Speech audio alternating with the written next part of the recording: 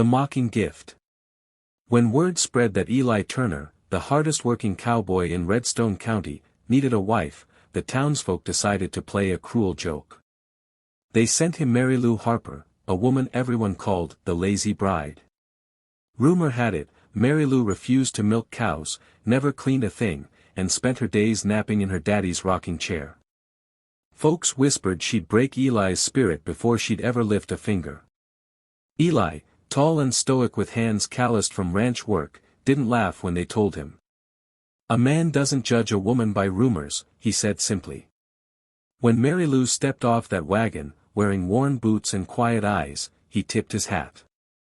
"Welcome home, Mrs. Turner." The crowd chuckled.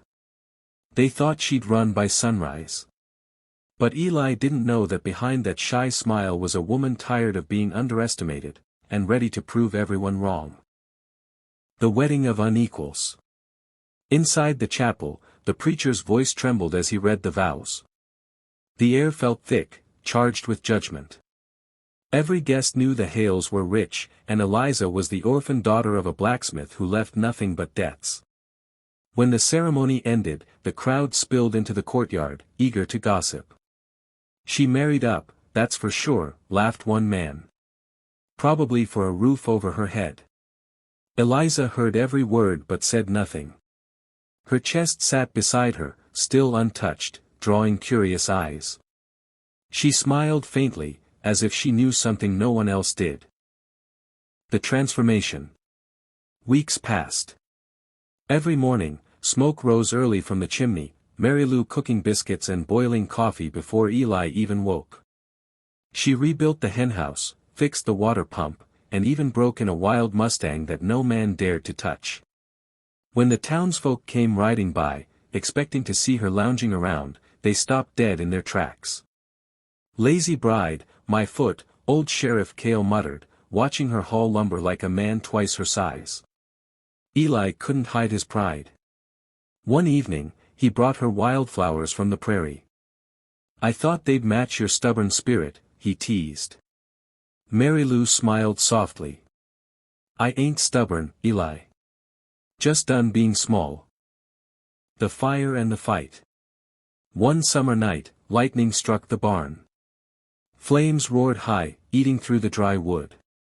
Eli and Mary-Lou ran out barefoot, trying to save what they could.